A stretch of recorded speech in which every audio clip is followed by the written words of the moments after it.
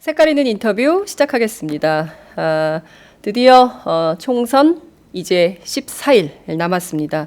이번 총선 최대 변수는 무엇이 될까요? 여야 각 정당이 공천 파열음으로 상당한 진통을 이미 겪은 바 있지요. 이미 대진표는 지난 25일 확정이 됐습니다. 앞으로 남은 선거운동의 대장정 속에서 과연 어느 쪽이 더 많은 표를 확보할 것인가, 그야말로 게임 전쟁이 시작됐다 이렇게 볼 수도 있습니다. 오늘은 더불어민주당의 전략가를 모셨습니다. 전략가를 통해서 야권 판세를 분석해 보는 시간을 마련하도록 하겠습니다. 이철희 더불어민주당 선대위 종합상황실장 나오셨습니다. 어서 오세요. 네, 안녕하십니까. 네, 바쁘시겠어요. 네, 바쁩니다. 예, 저희가 지금 이 방송을 오마이TV, 유튜브, 유스트림, 아프리카 TV 4개 채널로 동시에 생방송이 되고 있습니다. 이철희 실장님이 굉장히 오랜만에 방송 출연하셨어요. 언제 출연하시고 지금 진짜 한참인. 다른 방송도 거의 안 했. 거의 안 나오신 것. 예. 그야말로 두문불출. 예, 하시다가 특히 최근에 막 여러 파동도 있고 막 그랬는데요. 저희 팟짱에 처음으로 나와주셨습니다. 너무 감사드립니다. 출발하자마자 저희가 지금 1분 44초 지나고 있는데요. 철이 형하다. 여러분 지금 어디서 보고 계십니까? 댓글로 여러분이 보고 계신 곳, 장소, 날씨 알려주시기 바랍니다. 저희가 실시간으로 응원 메시지 바로바로 소개해 올리도록 하겠습니다. 선거가 벌써 이제 열 나흘 앞으로 다가왔어요. 네. 굉장히 분주하실 것 같은데 지금 보면 대개 언론들은 야권 연대 때문에 이거 선거 속을 알 수가 없다, 안개 속이다 이런 평가가 많이 나옵니다. 전략가 이철희의 눈에 비친 이번 선거 판세 어떻게 보십니까? 야당이 많이 불리하죠.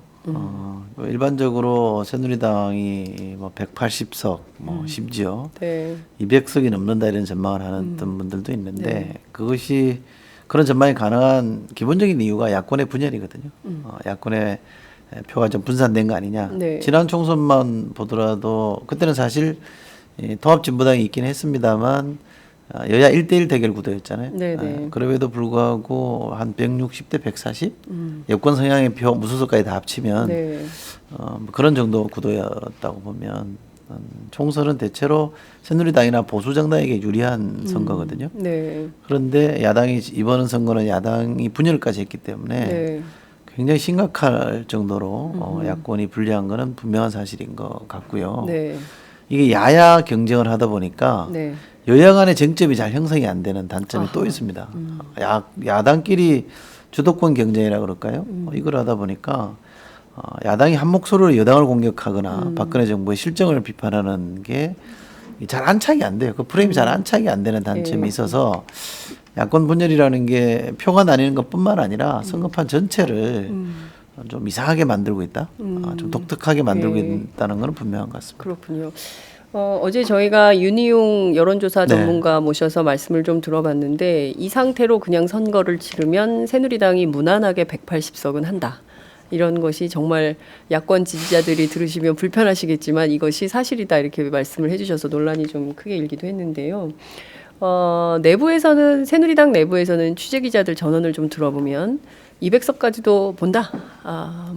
우리가 그렇지만 그렇게 얘기하면은 선거판에 좀 문제가 될 것 같아서 그 말은 안 하고 있다. 입을 닫고 있다. 뭐 이제 이런 얘기를 한다는 거예요. 근데 실제 그동안의 과정을 보면 최근에 있었던 김무성 대표의 이른바 당인 파문, 옥새 파동이라고 이제 언론들은 보도했는데요. 비롯해서 지금 보면 뭐 굉장히 문제가 많지 않습니까? 경제 실정까지. 그럼에도 불구하고 이 심판 여론이 잘 안 붙는 이유는 뭘까요? 역시 야권 분열이 가장 큰 이유일까요? 그렇죠.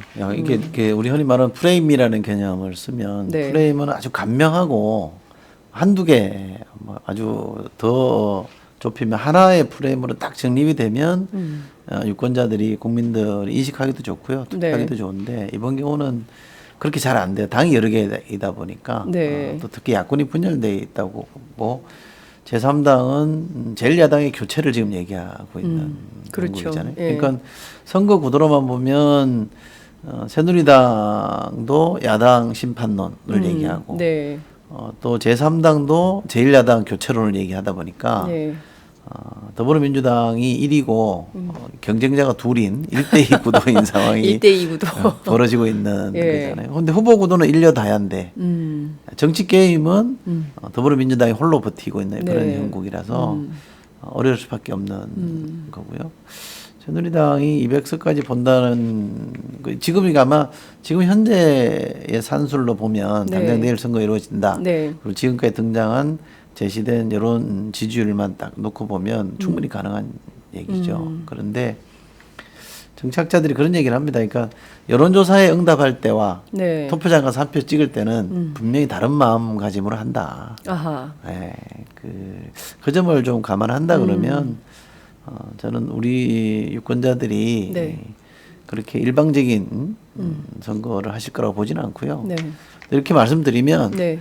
너네들은 하는 거 없이 국민만 믿고 있냐 이런 소리를 또 들어서 근거 없는 낙관이다, 막 예, 이런. 그렇게 예. 믿지는 않습니다만 예. 어쨌거나 정치하는 사람들은 유권자에 대한 신뢰, 국민에 대한 신뢰를 가지고 임할 수밖에 없는 네. 거고 그걸 전제로 하되 우리가 어떻게 달라져야 되고 우리가 어떻게 바뀌어야 되느냐라는 고민을 하고 있거든요. 지금 상황이 굉장히 힘든 건 사실이고요. 네. 게다가 야권이 연대를 통해서 뭔가 돌파구를 열어야 되는데 네. 그것도 지금 잘 안 찾아지고 있는 거라서 저희들도 사실 고민이 많습니다. 네.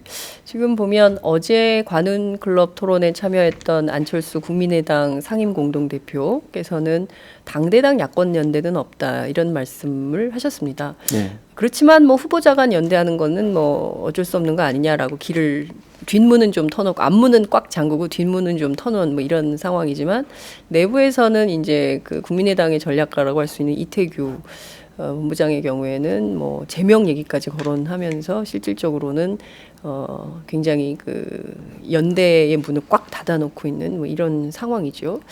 반대로 김종인 대표의 경우에도 뭐 저러면 좀 곤란하다 뭐 이렇게 하시다가 오늘은 좀 입장을 바꾸신 것 같아요. 이런 이렇게 당대당 통합, 당대당 연대 이것이 선거 끝판까지 계속되는 전술일 수밖에 없다 이렇게 보십니까? 어떻게 보세요? 마냥 갈 수는 없을 것 같아요. 이대로 마냥 갈 수는 없다. 이대로 마냥 갈 수도 없고 연대론만 가지고 계속 그 시간을 끌 수는 없는 문제고요. 아하. 워낙 안철수 대표가 분명하고도 완강하게 네. 당대당 연대는 안 된다라고 하니 네. 거기다 대고 그럼에도 불구하고 당대당 연대 해봅시다 이렇게 말할 수는 없는 거라고 저는 생각해요. 그런데 중앙당은 국민의당의 중앙당은 그런 입장인지 몰라도 네. 이제 선거구별로 현장을 들어가 보면 네. 단일화 요구라는 게 후보자들끼리 게임이 아니라 지지층에서 그런 요구를 하고 있거든요. 지지층에서. 이게 분열을 하다 보면 전멸일 수 있는데 네. 공멸이지 않냐. 힘을 좀 합쳐봐라는 요구들이 나오니까 현장을 뛰고 있는 국민의당 후보들도 단일화에 응하고 있는 거거든요. 네. 그렇게 보면 이 자발적인 개별적 단일화 이 흐름에 대해서는 중앙당이 저지하면 안 되는데 네. 근데 국민의당이 좀 저지를 했어요. 뭐 제명 운운하면서 이렇게 저지를 했는데 어제 안철수 대표의 관훈클럽 토론을 보니까 네. 그거는 좀 이제 철회한 것 같아요. 그렇게까지 막지는 않겠다. 네. 개별적으로 하는 거는 뭐 용인하겠다는 정도로 갔으니까 한 걸음 이제 양보한 건데 저희들은 반가운 선언이라고 보고요. 네. 저희들도 그렇다고 해서 안철수 대표를 압박하듯이 자 그렇다면 이제 우리 당대당을 해봅시다 이렇게 말할 수는 또 없는 것이고요. 네. 다만 국민의당이나 저희 당이나 현장에서부터 일어나는 그야말로 밑에서부터 올라오는 단일화의 이 바람을 네. 양성화시키고 독려해야지 네. 이걸 자꾸 이렇게 막아서는 안 된다는 생각해서 저희는 그 점에서 문을 열어놓을 거고요. 그래서 포괄적 연대 논의 한번 해보자. 이런 정도까지 저희들은 생각하고 있습니다. 네. 자, 4월 4일이 이제 투표용지 인쇄 뭐 그렇다고요? 마감일이라고 그러는 거 아닙니까? 뭐 아랫 지방은 오늘이다 뭐 이런 네, 얘기도 네. 있고 뭐 이렇게 동네마다 약간 편차는 있는 것 같습니다만 이 마지노선을 4월 4일이라고 하면 그래봐야 이제 뭐 얼마 안 남았죠. 얼마 안 남았습니다. 그 안에 그 포괄적 논의라는 게 가능할까요? 그러니까 포괄적 논의라는 게 당대당으로 네. 전체 후보들 놓고 하자는 뜻이 아니고요. 네네. 어떤 수준이든 다양하게 우리가 논의해 볼 수 있다라는 거예요. 하나의 방식만 가지고 고집하지 말자는 거죠. 또 정의당하고도 연대 문제가 또 있거든요. 네. 김종인 대표나 저희 당이 그동안 취했던 입장은 이거였습니다. 그러니까 연대가 불가하다는 게 아니라 혁신이 네. 있고 네. 그 다음에 연대로 가는 게 맞지 않느냐. 그러니까 과거 더불어민주당이 과거 다른 이름으로 존재할 때 선거 때만 되면 연대를 외치고 네. 그래서 군소정당을 사실 압박하고 이렇게 해서 그렇죠.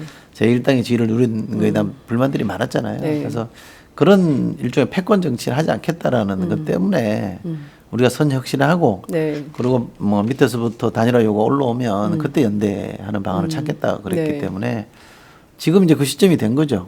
이제 시점이 됐고 유권자들이 특히 야권 지지층들이 지금 불안해하거든요. 네. 이러다가는 다 깨지는 거 아니냐 난 불안감이 확산되고 있기 때문에 책임 있는 공당이라면 이 문제에 대해서 나름 답을 제시해야 된다고 생각하고요. 그래서 어떤 형태든 단일화 문제, 야권 연대 문제는 논의하자. 네. 창구를 열자. 네. 이게 우리가 지금 얘기하는 포괄적 연대 논의라는 겁니다. 그렇군요.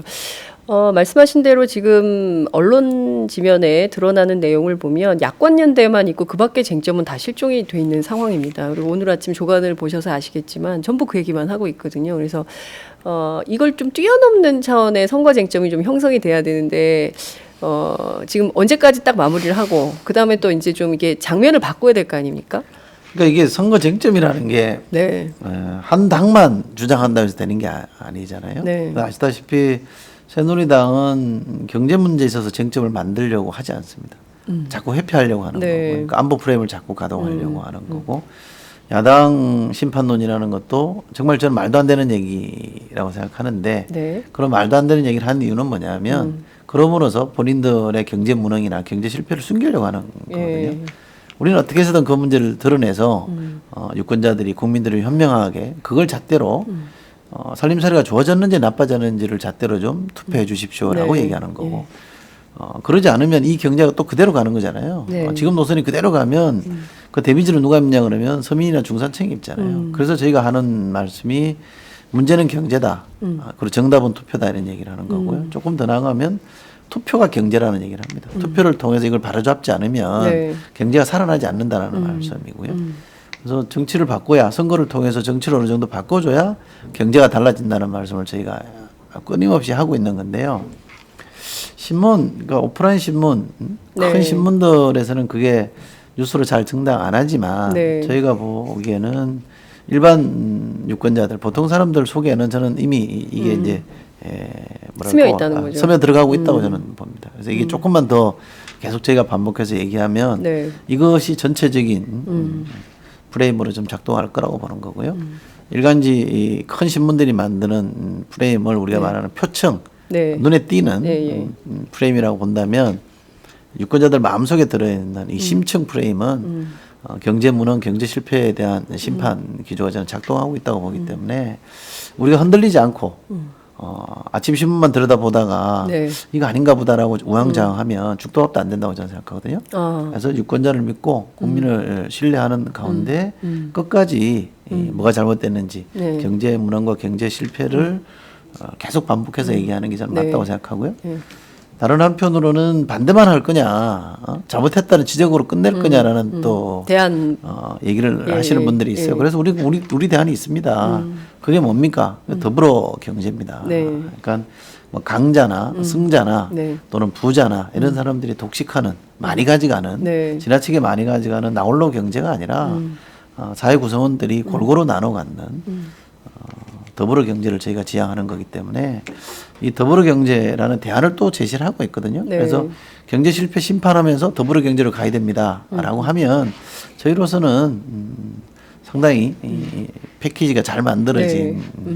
공약이고 또 프레임이기 때문에 이걸 끝까지 밀고 그렇군요. 갈 겁니다. 예. 자, 근데 그 지도부에서는 논의가 좀 어떻게 됩니까? 늘 보면 그 이렇게 아침 신문, 조간 신문 쭉 보시다가 야, 지금 안보 공세가 이렇게 심한데 북한이 미사일 또 쐈는데 이 문제 그냥 간과하고 넘어갔다가 표심이 흔들릴 수 있으니 프레임 전환을 하자. 선거 때 보면 매번 이제 그런 게 쟁점이 돼서 기존의 판을 흔들어서 다른 프레임으로 갔다가 또 왔다 갔다 하다가 결국에는 손에 잡히는 게 하나도 없어서 다 모든 게 그렇죠. 실종되는 네. 이런 게 늘 더불어민주당 과거 선거의 행태였다 이렇게 평가를 해볼 수 있을 것 같은데요. 이번엔 좀 어떨 것 같으세요? 이번엔 그러지는 않을 겁니다. 이번에는 김정인 대표도 오늘 아침에도 저랑 나눈 대화는 경제 실패 경제 무능에 대한 심판 기조로 계속한다. 네. 나는 계속 그 얘기를 할 거다라는 말씀을 하셨고 네. 특별히 이런 말씀도 하시던데 강봉균 지금 선대위원장이 나와 있는데 우리가 이명박근혜 8년이잖아요. 네. 과거 우리 이명박근혜라는 용어 썼잖아요. 네. 이게 지금 사실상 와닿는 용어가 됐어요. 그때는 덜 와닿았지만 네. 이명박 5년 박근혜 3년, 3년 합치니까 이명박근혜 정부 8년이잖아요. 네. 경제가 총체적으로 실패했는데 강봉균 전 의원은 거기랑 무관한 사람이거든요. 정책을 위반할 때 강봉균 전 의원한테 문의를 해보고 네. 도움을 받았다면 모르겠으나 정책은 자기들 마음대로 해놓고 네. 책임지기 싫으니까 전혀 무관한 사람을 앞장 세워서 마치 그 사람이 새누리당이나 네. 이명박근혜 정부 8년의 네. 경제정책을 대변하는 것처럼 하는 게 좀 대단히 좀 비겁하다고 생각합니다. 비겁하다. 네, 그렇잖아요. 네. 이명박근혜 정부 8년 동안 경제정책을 책임졌던 사람들이 나와서 우리가 뭐 잘못했냐, 우리 할 만큼 했다 이렇게 얘기하는 게 많잖아요. 네. 최경환 전 부총리 어디서 뭔 뭐 얘기하고 하고 있냐. 정치 올인하고 있고 친박 마케팅만 하고 있잖아요. 진박입니다. 진박. 예. 네, 요즘 진박이라고 예. 그러죠.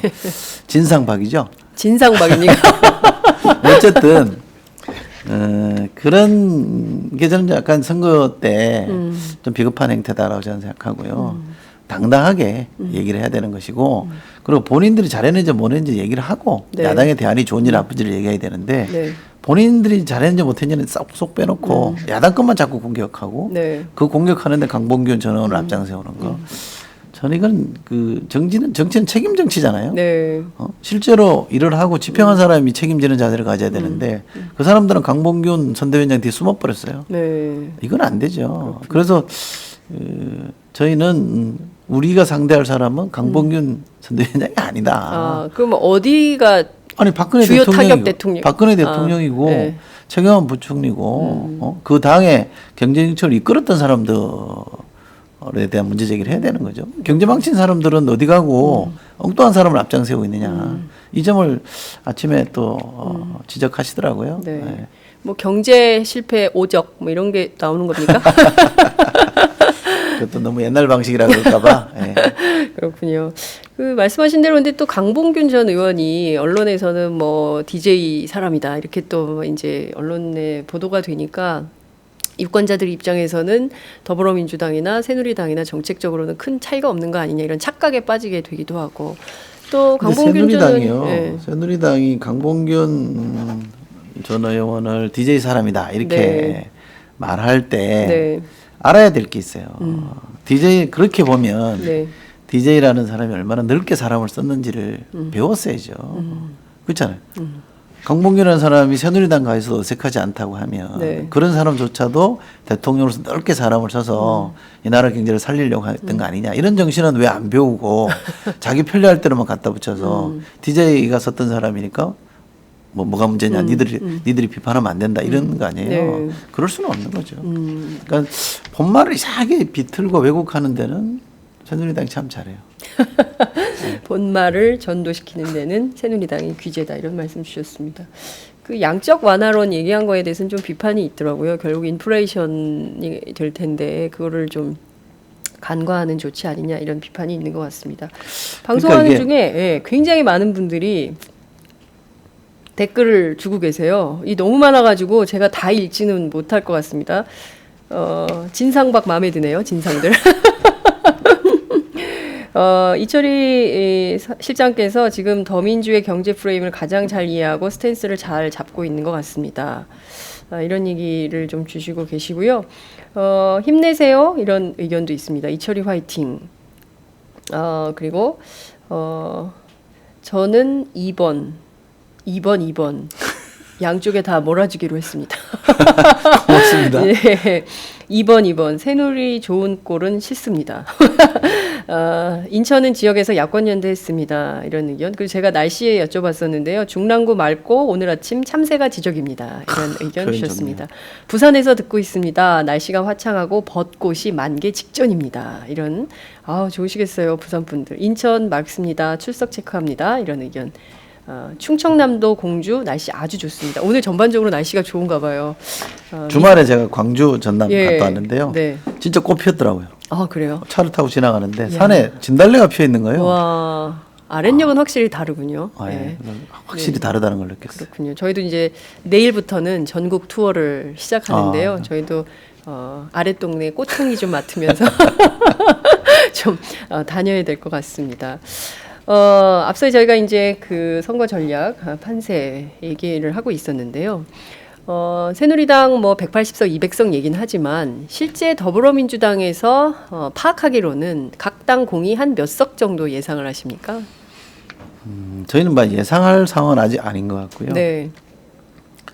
얼마 전에 방한하신 자크 아탈리라고 네. 미테랑 대통령의 특보를 오래 하신 분이고 뭐 유럽의 지성이라고 표현하는 분의 인터뷰를 보다가 야 정말 이거 맞는 말이다라고 제가 무릎을 딱 치는 게 뭐냐면 스포츠의 비유를 하시던데 네. 관중은 낙관할 수도 있고 비관할 수도 있다. 그러나 선수는 어떻게 하면 이길 건지만 연구해야 된다 이런 취지의 말씀을 하셨더라고요. 저희는 사실 그런 자세입니다. 그러니까 물론 판세를 잘못 뭐 낙관적으로 읽거나 이러지는 않습니다만 네. 있는 그대로 봐야 됩니다만 제가 지금 고민할 거는 어떻게 하면 이거를 좀 이렇게 우리에게 유리한 흐름으로 만들어 볼 거냐, 구도를 좀 조정을 해볼 거냐 이 고민을 네. 많이 하고 있어서 사실은 253개 선거구별로 유불리를 따져보지는 않았어요. 네. 네, 그거는 조금 더 이제 이른바 우리 흔히 언론 용어로 하면 대진표가 짜여지고 네. 또 이 다야 구도가 좀 정돈이 되면 해야 될 일이라고 저는 생각하는데 그래서 워낙 이게 뭐 공천 과정을 통해서 시간을 많이 뺏겼기 때문에 네. 그야말로 경제 심판, 경제 무능을 심판하는 이 프레임이 작동하는데 우선 온 신경을 쓰고 있는 게 사실이고요. 예.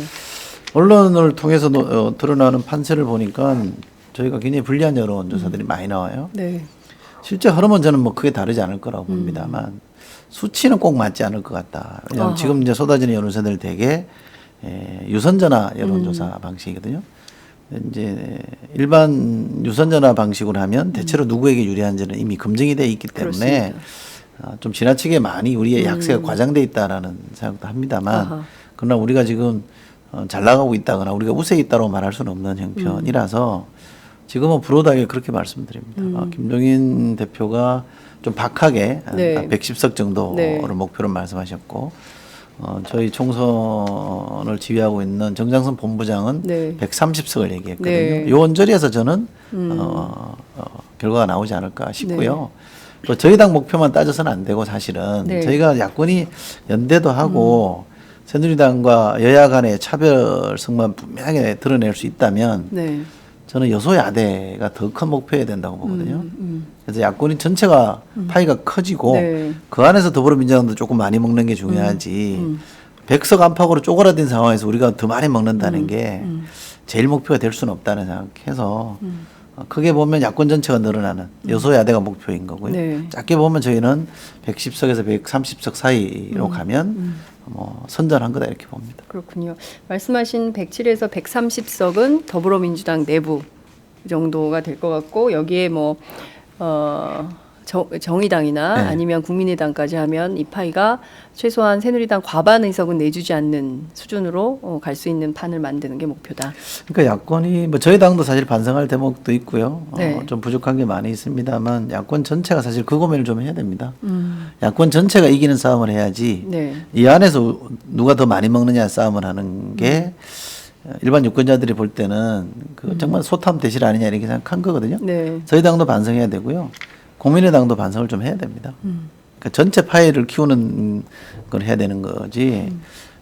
예를 들면 더불어민주당이 조금 더 가진다고 해서 그게 곧 제로섬으로 국민의당 의석이 주는 건 아니거든요. 같이 클 수도 있는 거란 말이에요. 그렇죠. 17대 총선을 보면 당시 열린우리당과 민주노동당이 같이 성장을 했다면 18대 때는 같이 망했거든요. 그렇습니다. 그렇잖아요. 맞아요. 예. 그렇게 보면 같이 좀 이렇게 올라갈 수 있는 방안을 좀 연구를 해야 되고 그 길은 열어야 되거든요. 그게 연대로 나타나는 것이고 조금 더 확장을 해보면 대여 전선도 얼마든지 야당이 합심하면 단일 전선을 구축할 수 있거든요.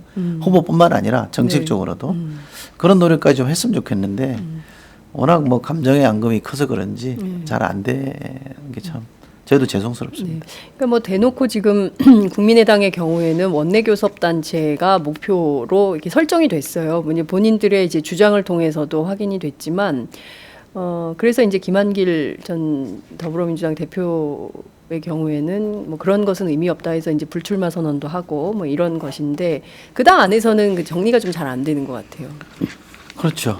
우리가 한국 정치사를 말할 때 17대 때 민주노동당이 네. 원내로 들어왔잖아요. 원내 네. 교섭단체가 안 됐습니다. 원내로 들어오고 나서 의회 정치가 다루는 아젠다가 굉장히 넓어졌다고들 많이 그렇습니다. 얘기합니다. 예. 긍정적인 평가를 많이 하죠. 노동이다 문제식도 그때 새롭게 생긴 거니까. 그런데 민주노동당 같은 자기 아젠다를 분명히 가진 정당인지 아니면 과거 자민련처럼 그냥 어떤 뭐 40석 안팎의 세를 가지려고 애를 쓰는 정당인지 저는 국민의당이 좀 분명히 해야 된다고 생각하고요. 민주노동당처럼 한다면 한국 정치에 상당한 변화를 가져올 수 있는 동력이 될 수는 있겠으나 자민련의 재판이 된다. 요즘 흔히 하는 말로 네. 저는 그렇게 되지 않을 거라고 봅니다만 호남 자민련으로 전락한다고 하면 이건 한국 정치를 퇴행시키는 겁니다. 예를 들면 자민련 때문에 이렇게 직설적으로 제가 질문 드리고 싶은 게 네. 자민련을 통해서 JP가 대통령이 됐습니까? 자민련을 통해서 충청이 더 좋아졌습니까? 아니거든요. 그렇다면 자민련의 노선을 갈 게 아니라 민주노동당의 노선을 가는 게 국민의당이 가야 될 길이라고 저는 생각하고 그렇다면 같이 사는 길을 찾자. 라고 저는 생각합니다. 그러니까 좋은 정당이 중요한 것이지 그게 우선인 것이지 사람은 그다음 문제잖아요. 그렇잖아요. 이게 선당후사 아닙니까? 그렇습니다. 그렇게 따지면 더불어민주당도 많이 노력해서 바꿔야 됩니다. 아마 갈 길이 멀긴 합니다만 감히 제가 뭐 비평을 하자면 국민의당도 어떤 정당 모델로 갈 건지 어떤 길을 걸을 건지를 좀 잘 선택해 주십시오 하는 말씀을 드리고 싶어요. 네. 오늘 이 방송은 반드시 국민의당 지도부가 함께 하셔야 될 것 같다라는 생각이 좀 듭니다. 정말 중요한 지표가 될 수 있을 것 같아요. 우리가 어떤 길을 갈 것이냐. 그러니까 이념과 목표, 지향이 분명한, 가치가 분명한 정당을 할 것이냐 아니면 그냥 의석수를 늘려서 가는. 근데 거기 또 지역 정당이라고 부르기도 또 애매하잖아요. 그렇죠? 그러니까 적정당이 될 우려가 있죠. 이 현재로서 현재 기반이 특정 호남 지역에 지금 일까요? 쏠려 있기 예. 때문에 그럴 수 있죠. 그렇군요. 그러니까 그것도 좀 유권자들은 불만이에요. 왜 호남에서만 야야 갈등이 심한 것이냐. 그러니까 결국에는 선거는 전국 판세로 치르는 건데 영남이나 뭐 충청이나 수도권 다 포기하고 호남만 먹으면 되는 거냐. 뭐 이런 비판도 실제 있는 것 같아요. 그러니까 호남 유권자들을 불편하게 한 또는 야권 지지층을 불편하게 한 1차적 책임은 더불어민주당에게 있죠. 그건 뭐 저는 부정할 수 없는 사실이라고 생각하고 그 책임은 두고두고 저는 져야 된다고 생각하고요. 그래서 이 정당이 좋은 정당으로 가고 이길 수 있는 이기는 정당으로 가면 네. 그런 책임을 제대로 지는 거라고 저는 생각하는데 그럼에도 불구하고 지금 뭐 단도직입적으로 이렇게 표현하면 어떨지 모르겠습니다. 김종인 대표는 1월 15일을 기점으로 얘기를 하는데 네. 문재인 대표 시절의 정당을 문재인당이라고 하고 지금 김종인 대표 시절의 정당을 김종인당이라는 네이밍을 그렇게 해본다면 완전히 두 사람이 뭐 당의 주인이라는 뜻은 아닙니다만 네. 민주정당이고 공당이기 때문에 그러나 그 두 당이 많이 다르잖아요. 색깔이 많이 달라져 있습니다. 그러니까 뭐 정체성도 좀 달라져 있는 측면도 있기도 하고 당 내부 문화도 많이 달라져 있는 거라서 그 일종의 책임지는 과정이라고 저는 생각합니다. 근데 뭐 대표 한두 사람이 바뀐다고 해서 그 당이 완전히 달라지는 건 아니겠습니다만 하나의 중요한 계기일 수는 있는 네. 거고 또 최근에 더불어민주당 당원들이 당을 대하는 당을 어떻게 운영해야 되겠다라는 생각하시는 거 보면 많이 좀 이렇게 자제하고 절제하시는 모습들도 네. 많이 보이거든요. 그런 점에서 저희 당이 달라지는 모습에 대해서는 저는 감히 잘 방향을 잡고 가고 있다 이렇게 말씀드리고 싶은데 이게 본의 아니게 야야 경쟁, 야권 내부에서 주도권 다툼으로 이게 변질돼 버리면 네. 서로의 진정성이 다 퇴색하게 되는 거거든요. 저희도 책임이 있습니다. 그래서 국민의당 안철수 대표나 지도부를 자극하는 얘기는 안 하는 게 좋겠다고 저도 생각하고 네. 국민의당도 마찬가지고 그래서 뭐 비례매석 더 얻기 위해서 뭐 후보 사퇴시키면 안 된다든지 네. 또 우리가 제1당이니까 너가 양보하라든지 이런 식의 자세 작은 이해 때문에 큰 판을 그렇지는 그런 운을 범하지 않는 게 지금 아마 유권자에게 우리가 다가갈 수 있는 유일한 방법이라고 봐요. 유권자들이 원하는 게 그걸 거거든요. 맞습니다. 소탐대실의 자세를 제일 싫어하죠, 유권자들은. 말씀하신 대로 야권 전체 파이가 커져야 실질적으로 견제할 수 있는 힘이 생길 수 있잖아요. 예컨대 과반 이상의 의석을 차지하면 당장 뭐 누리과정 예산 문제라든가요, 네. 뭐 사이버 테러 방지법의 문제라든가요, 뭐 지금 이미 걸려 있는 노동 박근혜 대통령 개혁 법안이라고 주장하시지만 지금 노동 관련 사법이라든가 뭐 이런 것들이 다 줄줄이 초반에 다 처리될 텐데 더 암울한 경제 상황이 되는 거죠. 그래서 네. 이런 것들을 견제할 수 있는 힘을 야권 전체가 좀 가져야 된다. 이런 말씀 굉장히 설득력이 있는 것 같습니다. 자, 이번 선거 최대 승부처는 수도권이다. 이런 얘기를 합니다. 전체 253석 가운데 무려 122석이 달린 선거인데요. 수도권 전략 굉장히 중요할 것 같아요. 수도권이 122석이죠. 네. 그 중에 인천에서 저희가 2개를 양보했기 때문에 네. 저희가 정의당에 다 먹어도 120개밖에 안 됩니다. 상당히 워낙 이게 덩치가 커져 있고 네. 또 그러니까 이게 인구 유권자 구성상으로도 비중이 크기도 합니다만 그렇습니다. 또 우리나라는 지역주의 투표 행태가 아직 남아 있기 때문에 호남 영남을 빼고 나면 사실 의미 있게 경쟁해 볼 수 있는 게 수도권이거든요. 수도권에서는 특히 저희는 이제 경제 실패 문제, 경제 무능 문제를 많이 부각을 하려고 하고요. 뭐 민생, 뭐 주거부터 시작해서 온갖 민생 아젠다 과제들이 네. 다 지금 엉망으로 돼 있잖아요. 네. 살기 힘들잖아요. 얼마 전에 뉴스 보니까 주거비 부담이 교육비 부담을 넘어설 정도로 네. 지금 가계에 엄청난 부담을 주고 있잖아요. 또 핸드폰이라는 게 스마트폰이라는 게 굉장히 유용한 도구긴 한데 통신비 부담을 또 늘려놓은 것도 네. 사실이잖아요. 이래저래 이제 먹고 살기가 힘들어진 건 사실이고 그걸 아마 가장 심하게 체감하고 있는 데가 수도권이지 않을까 싶고 수도권은 특히 또 청년 문제도 굉장히 심각한 문제잖아요. 지금 취업들이 안 되니까 다 서울로 네. 옮겨오긴 하는데 서울도 이걸 흡수할 수 있는 여력이 없는 수도권이 그런 여력이 없다 보니까 저희는 사실 경제 프레임으로 계속 가려고 하는 게 수도권하고도 상당히 연동되어 있는 문제라서 뭐 딱히 수도권 대책이 뭐냐 이렇게 말하면 수도권을 지역만을 대상으로 하는 공약이 따로 있는 건 아니거든요. 네. 그런 점에서 본다면 저희는 이 경제 프레임으로 선거 치르려고 하고 네. 이제는 유권자들이 어느 지역 출신이냐 하는 거 또 직접 먹고 사는 문제, 삶의 문제와 상관없는 문제 때문에 네. 이슈들 때문에 판단하지 말고 직접 내 문제, 내 지갑 문제, 내 주머니 문제, 내 살림살이 문제를 가지고 정치를 평가하는 게 좋겠다라는 생각이 있기 때문에 저는 그걸로 승부를 봐야 되지 않나 싶습니다. 그렇군요. 근데 실제 정말 민생이 매우 심각하고요. 전월세 부담 너무 높고요. 그렇죠. 월급은 10원 한 장 오르지 않지만 물가는 계속 오르고 있고요. 제가 어제 된장찌개 끓이려고 마트에 갔는데요. 애호박 한 개에 2,380원이더라고요. 그래서 제가 그냥 왔어요. 김치찌개 끓여야겠다. 이게 아마 주부들의 애환일 거예요. 그러니까 당장 뭘 좀 하고 싶어도 내 주머니 사정이 녹록치 않으니까 마트에서도 큰 결단을 내려야 애호박을 살 수 있습니다.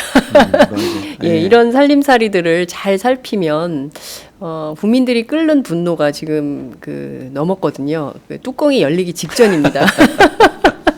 그래서 이런 거를 좀 잘 살펴주시면 좋겠다 이런 당부도 좀 드리고 싶은데 새누리당 경우에요.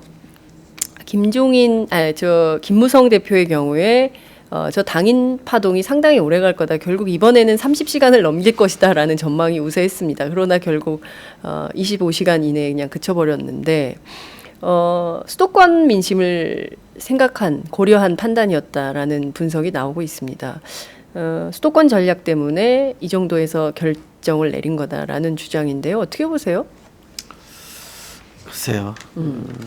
뭐 마냥 김무성 대표도 끌고 가기 좀 어려웠던 점은 있겠죠. 네. 그런데 어쨌든 뭐 다른 당 대표에 대해서 말씀드리기 좀 조심스럽긴 합니다만 이게 평론가 때는 네. 막 해도 되는데 어느 정당에 소속돼 있고 당직을 맡고 있다 보니까 또 조심해야 될 대목이 많은데 네.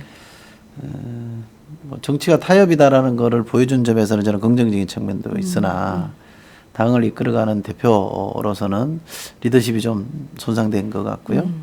제가 새누리당한테 좀 아쉽다라고 하면 어쨌든 새누리당이 이번 선거만큼은 그래도 탈박근혜 선거를 해야 되는데 네. 여전히 박근혜 선거를 하고 있다. 박근혜 대통령을 앞장세운 선거를 하고 있어서 그러면 이 총선이라는 계기를 통해서 네. 대선 주자들도 등장하고 당의 리더가 누군지도 보여줘야 되는데 그게 더 희석돼 버리는 결과로 지금 총선을 치르고 있는 거라서 네. 저희가 열린우리당 시절을 집권당을 경험을 해봤잖아요. 네. 그리고 이제 그 경험에 비춰보자면 새누리당은 다음 대선이나 박근혜 이후 포스트 박근혜 시점에서 상당한 혼란이 올 거다. 네. 그러니까 대가 없는 행위는 없거든요. 네. 그렇잖아요. 그런 전망이 좀 있어서 좀 걱정하는 편입니다만 네. 제가 뭐 걱정한다고 해서 진짜 걱정으로 받아주겠습니까? 그러니까 저당이 제 개인적인 바람이 있다면 하나입니다. 저당이 조금 더 개혁적인 인사들이 많이 들어가서 네. 새누리당이 수구 보수, 네. 수구 꼴통 정당이 아니라는 소리를 들었으면 좋겠다라는 개인적 바람은 있고요. 네. 그런 점에서 유승민이나 이런 분들이 이 선거에서 살아나면 좋겠어요. 그렇군요. 네.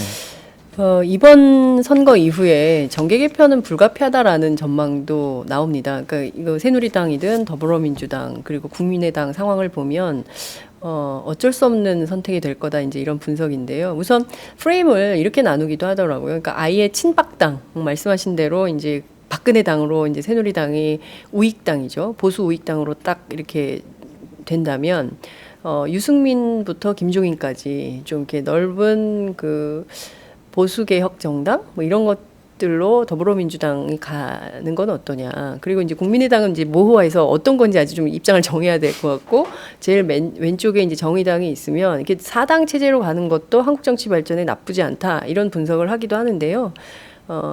어떻게 보세요? 이건 평론가가 아니라 이제 정치하시는 입장에서. 저는 뭐 거기에 대해서는 전혀 어떤 구상을 갖고 있거나 전망도 안 갖고 있습니다. 그러니까 총선 결과가 어떻게 나타나느냐가 전 중요할 거라고 네. 보고요. 또 정치인들끼리 이게 뭐 3당 합당이니 뭐니 하면서 정치인들끼리 자신들의 대선 욕망, 대권 욕망 때문에 이합집산했던 정치에 대해서 국민들이 많이 짜증내고 신물나하잖아요. 네. 그래서 저는 인위적인 정계 개편은 좋지 않다라는 게 평소 지론이고요. 선거를 통해서 나타나는 게 가장 좋은 방식이고 최소한 유권자들이 동의하는 방식으로 가야 되는 거지. 한두 명의 어떤 정치 리더들에 의해서 좌지우지되는 건 전 좋지 않다고 보는 거거든요. 그래서 그런 정치공학적인 이합집산 할 만큼 하지 않았냐. 이미 우리 역사에서. 개인적으로 그런 생각이라서 사람은 그렇게 하면서 클 수 있을지 모르나 정당이 망가지거든요. 그러니까 저는 그래서 정당을 좀 온전하게 만들려면 정계 개편이나 이합집산도 신중해야 되는 거고요. 하더라도 제대로 해야 된다. 네. 탁탁 정당 만들고 탁탁 없애고 막 이러는 거 있잖아요. 이게 단기적으로는 의미 있을지 몰라도 반드시 대가를 치른다고 보고 지금 야권의 혼란도 그런 측면이 좀 있거든요. 네. 헌실한 정당이 존재했다면 네. 이렇게 흔들리지는 저는 않았을 거라고 봅니다. 그래서 뭐 총선 이후의 정계 개편에 대해서는 어떤 전망이나 분석도 저는 안 갖고 있긴 합니다만 평소 소신을 말씀드리자면 그렇다는 얘기입니다. 그렇군요. 말씀하신 대로 인위적인 정계 개편은 아니지만, 그러니까 바로 내년에 또 대선이 있지 않습니까? 그래서 학자들은 그런 얘기를 하더라고요. 신 3당 합당이 될 수 있다. 대권 욕심 때문에 이제 이런 얘기도 나옵니다. 그리고 정의화 의장이 뭐 새로운 정치결사체 만들겠다고 나섰기 때문에 또 다른 차원에서 이합집산이 있지 않겠냐 이런 분석도 있는 거거든요. 그거는 있을 수 있죠. 예를 들면 뭐 이것도 결례가 안 되면 좋겠습니다만 네. 유승민 의원 같은 경우는 공천 배제됐잖아요. 네. 팽당한 거 아닙니까? 그렇습니다. 그러면 이제 버림받은 분들이 예컨대 지금 야권에 투신해서 네. 더 좋은 정당을 한번 만들어 봅시다라고 하는 건 전 뭐 정계 개편이라고 보지는 않습니다. 그건 얼마든지 가능한 선택일 수 있고 왜냐하면 어떤 정당이 밀어낸 거잖아요. 그러면 밀어내서 국민들이 너 밀어내지 말고 네. 다시 정치해라라고 재선시켜 준다 그러면 다시 돌아가는 게 좋은 모양새냐 네. 아니면 새롭게 활로를 개척하는 게 좋은 모양새냐 네. 저는 후자일 수도 있다고 생각하는 후자. 점에서 그럴 수 있다고 보는 것이지 이게 정치인 몇 사람들끼리 모여가지고 특히 대권 주자 반열의 사람들이 모여가지고 자 합쳐봅시다 이렇게 하는 건 저는 안 좋다는 얘기죠. 알겠습니다. 그 점이 훨씬 상식적이고 합리적인 결론일 수 있겠다. 그 점에서는 정의화 의장의 제안이 나쁘지 않다. 이런 분석도 해볼 수 있을 것 같습니다. 앞서 이제 수도권 전략 말씀하실 때 민생 문제, 특히 이제 경제 문제가 매우 심각하기 때문에 이것을 좀 중심적으로 내세우는 것이 전략이라면 전략이다 이런 말씀 주셨는데요. 일각에선 이런 비판도 있습니다. 더불어민주당이 어찌됐든 뭐 지난해 온라인 입당하면서 10만 명 당원이 막 몰려 들어왔고, 그리고 이른바 이제 새로운 인물들을 인재 영입, 그 중에 한 분이 이철희 소장님이시기도 한데, 새로운 영입 인사들로 인해서 바람을 잘 일으키다가 비례 공천 문제로 완전히 곤두박질을 쳤다 이런 비판을 합니다. 이번 비례 공천 개인적으로 좀 본인이 포함돼 있어서 좀 그렇기도 하겠지만 그래도 좀 어떻게 평가를 하세요? 그러니까 저도 뭐 그 중에 한 사람이라 말씀드리기가 좀 곤혹스럽긴 합니다만 일반 유권자의 눈높이로 보면 대단히 실망스러운 모습을 보인 건 사실이죠. 그러니까 뭐 정치 평론하는 사람 입장이나 정치를 좀 아는 사람 입장에서 보면 공천 과정에는 이러저러한 파동들이 생기는 거니까 뭐 그럴 수도 있겠다 싶을지 몰라도 유권자 입장에서 볼 때나 또는 지지층 입장에서 볼 때는 한심하기 짝이 없죠. 어떻게 저렇게 하냐라고 생각하는 게 저는 맞다고 생각하고요. 그 책임도 저는 져야 돼요. 누군가는 뭐 한두 사람이 져야 될 문제는 아니고요. 이 당을 이끌어왔거나 책임 있는 당직에 있는 사람들은 그 책임에서 벗어날 수 없는. 그래서 뭐 제가 질 책임은 저도 져야 된다고 생각합니다만 그렇다고 해서 저희가 잘못했으니까 이제 다 아무것도 안 하고 여기서 멈춰설 수는 없는 거니까 또 이제 한 걸음 한 걸음 이렇게 걸어가 보는 거고요. 아마 선거 끝난 후에도 아마 유권자분들이나 지지층들이 그 점에 대해서는 매섭게 추궁할 거라고 저는 보고요. 네. 그 추궁하실 때 회초리 맞아야죠. 더 맞는 사람이 있고 덜 맞는 사람이 있을지 모르겠으나 다 회초리 맞아야 된다고 생각합니다. 네. 그 책임의 정점에 김종인 대표가 있다고 보십니까? 뭐 당 대표니까 대표로서 지른 책임이죠. 그 사태 뭐 그런 뭐 아까 파동이라고 그러셨잖아요. 그런 파동을 일으킨데 얼마만큼의 원인을 제공했느냐를 제가 따지는 게 아니고 그건 아직 잘 모르겠습니다. 그건 좀 선거 끝나봐야 차분하게 따져봐야 될 문제고 당 대표로서는 가장 큰 책임을 지는 거는 뭐 어쩔 수 없는 거고요. 과거에 문재인 대표는 당 대표로서 무한 책임이라는 표현까지 썼을 정도로 리더의 책임은 그만큼 큰 거죠. 뭐 그런 점에서 보면 김정인 대표의 책임이 크다고 볼 수 있겠지만 그만이 져야 될 책임은 아니죠. 네. 앞서 한겨레 보도가 또 화제가 됐어요. 이른바 ABC 그 칸막이 공천은 대표의 뜻이 아니었고 비대위원 핵심 비대위원 거기 뭐 거명이 됐던데 표창원, 김병관 제외 나머지 비대위원 그러면 딱 4명 계산이 되는 건데 개인적으로 뭐 3-4명씩 뭐 그 관계 있는 분들을 추천하다가 생긴 문제였다라는 보도가 나왔는데 또 그게 없어져 버렸어요. 그래서 이게 어떻게 된 거냐?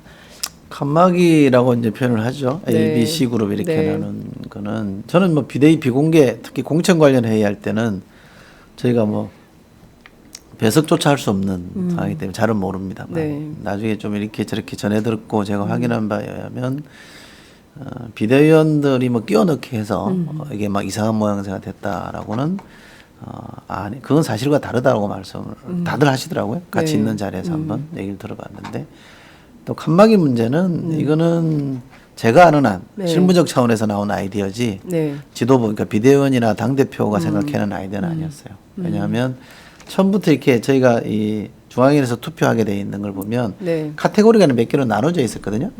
뭐 사회 분야라든지 뭐 외교안보 분야라 이렇게 카테고리가 나눠져 있다 보니까 그 카테고리 안에서 투표를 하게 만드는 게 일종의 칸막이였잖아요. 그 칸막이가 분야별로 뽑는 거. 그 칸막이만 살아남고 분야별은 없어지고 하다 보니까 이제 이상한 형태가 돼버린 것이지. 뭐 비대위원들이 꾀를 내 가지고 자신들이 자기 사람 심기 위해서 그렇게 했다는 거는 제가 아는 한 그건 사실이 아닙니다. 그렇군요. 그러면 당 실무라고 하면 저희가 뭐 취재를 해봤더니 당 조직국 소속으로 공천관리위원회에 파견된 실무자였다까지 저희가 이제 취재가 됐는데 그렇게 되면 한 명으로 압축되는 건지 2명인지 모르겠습니다만 실무자는 여러 명이죠. 그러니까 그런 얘기가 있더라고요. 그래서 근데 그런 실무자들의 판단 로 이렇게 큰 결정을 내릴 수 있는 것이냐 이런 또 의문도 있더라고요. 아니 그런 아이디어가 실행 단계로 들어갔다는 얘기는 지도부가 이제 승인을 했으니까 실행 단계로 들어간 네, 거죠. 네. 근데 이제 제가 드렸던 말씀은 그거 완전히 무관하다는 게 아니라 그럼 처음부터 발상을 그렇게 한 게 지도부고 비대위원들이냐 네. 그건 아니다는 말씀을 드리는 거고요. 중앙위원회 가서 이게 현장에서 사실 목소리가 터져 나와서 이게 뒤집힌 거란 말이에요. 그분들의 주장은 뭐냐면 중앙위원들의 주장은 뭐냐면 당원에 보면 중앙위원들이 순위투표로 상당 부분 결정하게 해놨는데 네. 우리의 결정권을 왜 당신들이 편법으로 이렇게 제약을 가하냐 네. 봉쇄하냐 이 문제 제기였거든요. 그러니까 10명 이렇게 묶어버리고 그 안에서 순위투표하는 건 의미가 없잖아요 사실은. 그렇죠. 다 당선되는 사람인데. 다 당선된 사람들이니까. 그러니까 이게 이제 선택권 침해 아니냐라는 문제 제기를 했던 거라서 사실은 그게 선택권 침해이긴 하나 네. 저희가 불가피하게 이렇게 할 수밖에 없었습니다라는 사정 설명을 대표나 비대위원 누군가 했어야 되는데 그 자리에서 못한 거죠. 저는 그게 지도부가 져야 될 책임 중에 하나라고 생각합니다만 네. 뭐 지나간 일이기도 하고 네. 뭐 그렇습니다. 네. 지나간 것은 지나간 대로 죄송합니다. 그렇게 잊혀져야 되나요? 그 비대위가 줄 사퇴하지 않았습니까? 이제 그게 결국에는 책임지는 형태로 나타난 거 아니냐 이런 분석도 있더라고요. 그 현장에서 저도 이제 그 비례대표 후보 중에 한 사람이라 네. 원래 제 직책으로 하면 그런 상황이 벌어지면 지도부 옆에 가서 이건 이 상황을 이렇게 수습해야 됩니다라고 이제 안을 내고 네. 설명을 해드려야 될 입장인데 그날은 제가 아예 이게 블럭이 따로 지정돼 있는데 있었다 보니까 답답하더라고요.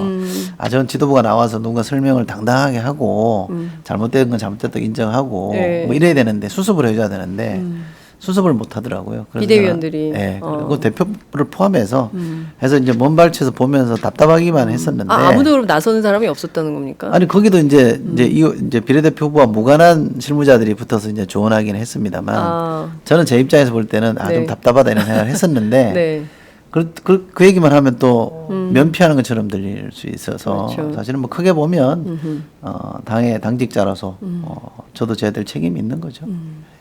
중앙위 결과는 어떻게 보세요? 투표 결과 봤더니 C그룹에 있었던 의성 농민이 1위를 했어요. 그리고 당시 굉장히 욕을 많이 드시고 계시던 이철희 실장님께서 2위를 하셨더라고요. 그래서 제가 이제 중앙위원들 얘기를 좀 들어보니까 두 분 모두 아주 그 2분짜리 짤막한 연설이었는데 굉장히 인상적이고 굉장히 잘했다 이런 평가가 있더라고요.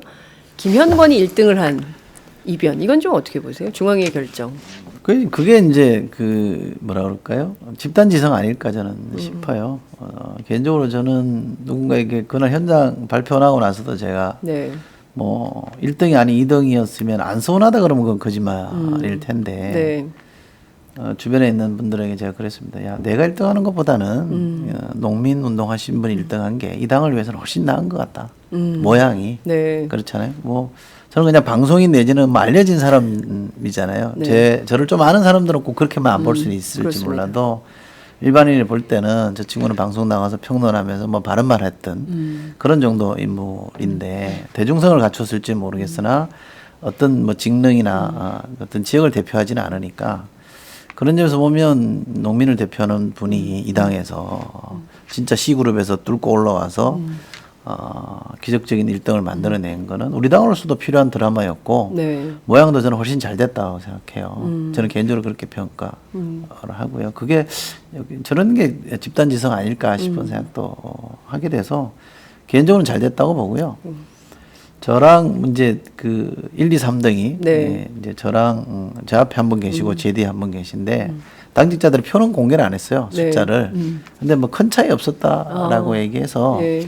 저는 이제 3등 하신 분도 1등, 3등 하면 큰 차이가 있는 것 같은데 네. 별로 차이가 없었다. 그렇군요. 그래서 뭐 네. 이수혁 대사도 상당히 현장에서 호응을 많이 받았다는 말씀을 제가 드리고 싶네요. 네, 알겠습니다. 이게 또 이제 후순위를 배려하는 마음 이런 것도 사실은 굉장히 따뜻한 정치의 출발을 알리는 거 아닌가라고 제가 좀 띄워드리겠습니다. 그러니까 뭐 아픈 질문 계속 드릴 수밖에 없어요. 그 양해하시고 좀 기자니까 네. 양해하시고요. 비례대표 1번이 적합하냐. 그 박경미 교수의 제자 논문 표절 이미 학계에서도 굉장히 비판이 높고요. 이건 학문적 범죄 행위다라고 수위를 높이고 있습니다. 이거 어떻게 그 당의 간판으로 내세울 수 있겠냐. 부끄럽지 않냐 이런 얘기도 나오는데요. 그 점 어떻게 보세요? 자, 그 뭐라고 제가 말씀드리기가 좀 어렵고요. 또 걱정하는 부분에 대해서는 저는 충분히 뭐 신문을 통해서 본 바에 뭐 공감하는 대목도 있고요. 다만 충분히 해명된 사안이 좀 과하게 알려졌다라는 지적도 있는 것 같고, 또 그 이후에 이제 계속 이게 네. 논란이 안 되는 거를 두고 어떤 분이 그러시더라고요. 그러니까 박경미 교수가 학교에서 평이 나쁘지 않다.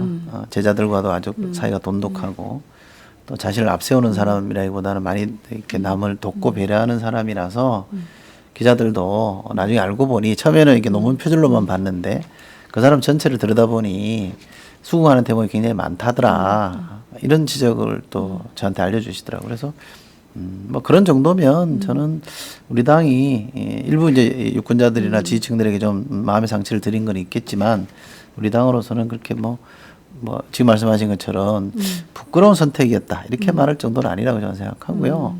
저랑도 뭐 일면식이 없었는데 현장에서 먼저 이렇게 저한테 찾아와서 인사를 청하는 걸 보고 그 쉽지 않거든요.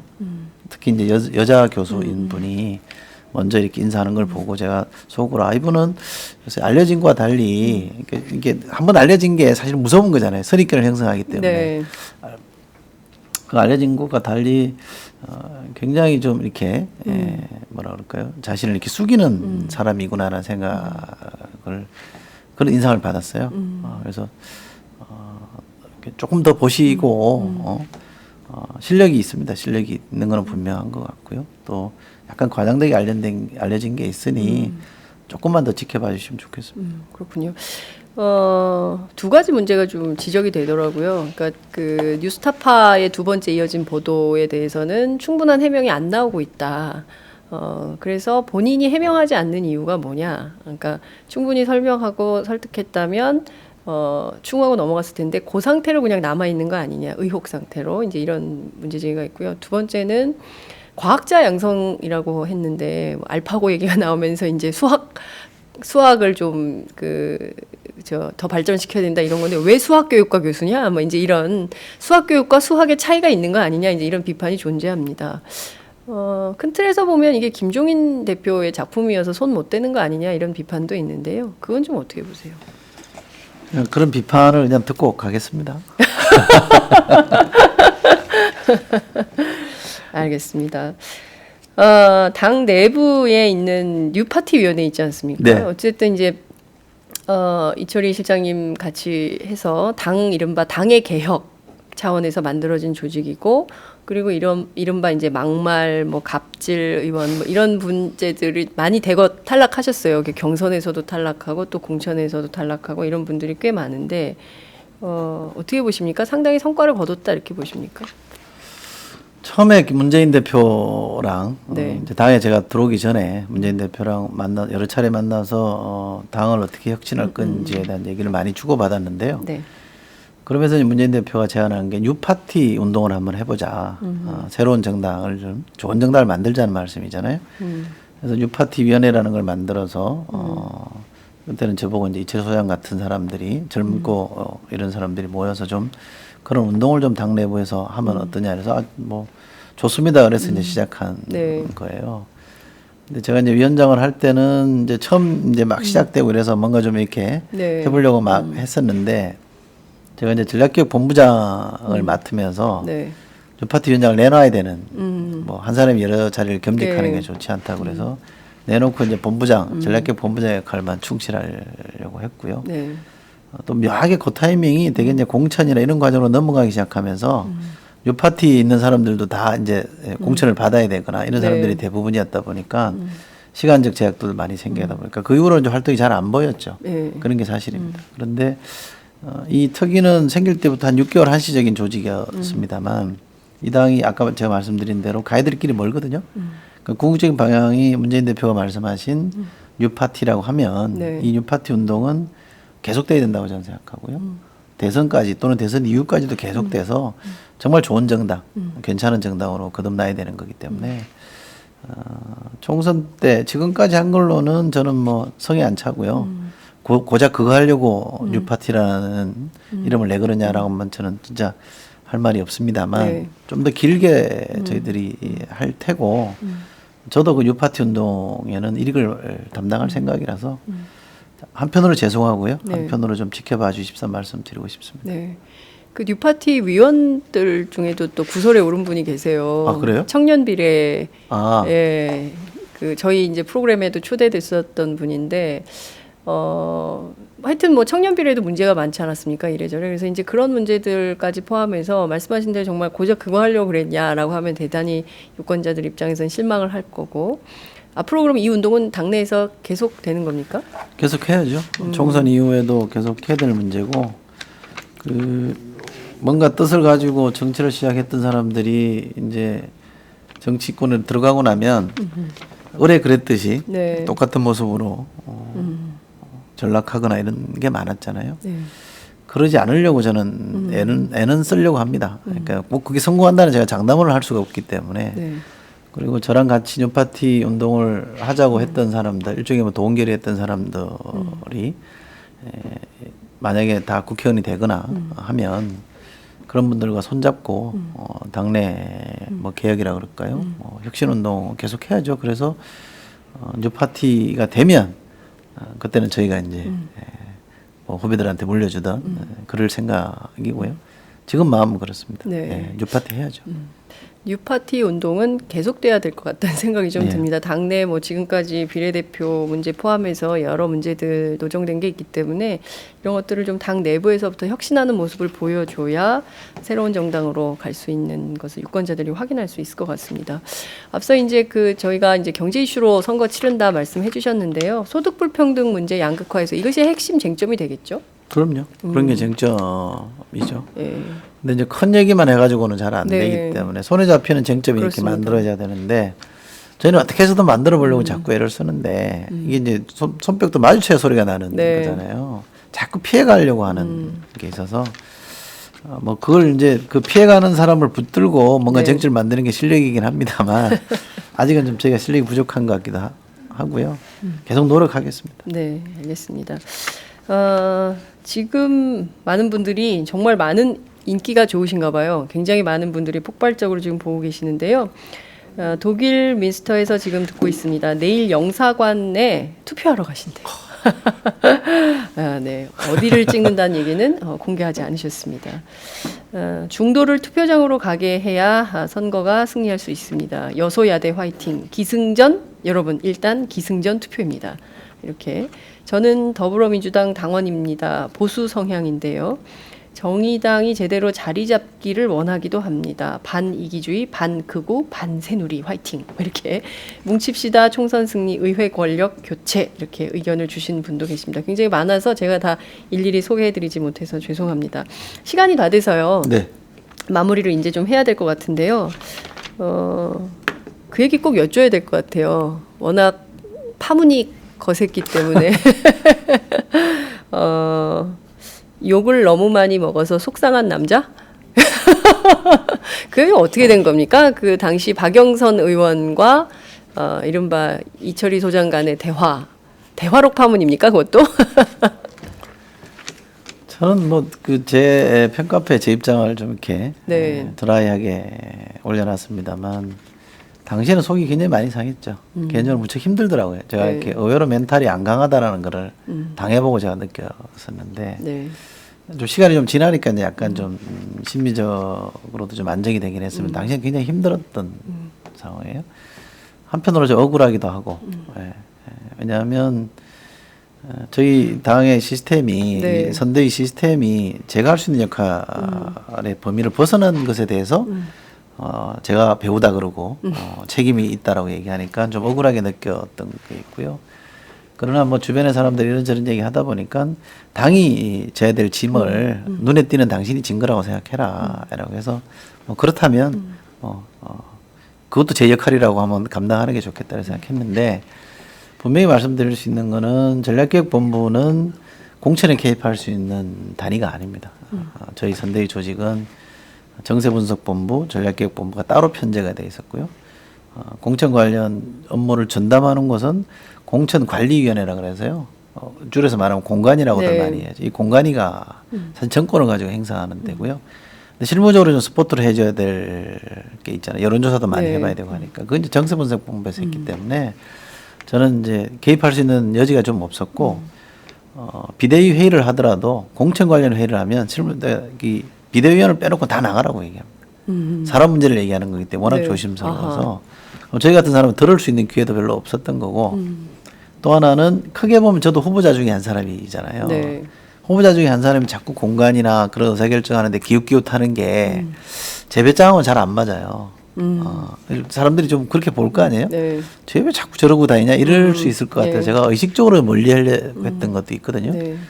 그런데 결과적으로 이제 그런 소리를 들었고요.